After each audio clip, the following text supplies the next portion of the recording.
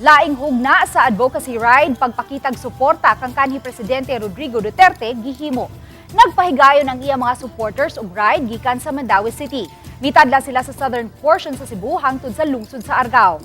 Pabalik na pagkahapon. Sa dakbayan sa Karkar sila mihimo sa ilahang final stop alang sa yanong panagtapo. Matod sa grupo, padayuno nila ang nila kining himuon aron ibalik sa nasod ang kanhi Presidente nga atua karon gitanggong sa The Hague sa the Netherlands. Gani duna na sab sila laing plano nga himuong aktibidad alang sa birthday ni Duterte. Sa una, brakot na by surprise nga na bring away si Tatay Digong. 4 days we have been hurting and grieving and raging. Karon naanay direction.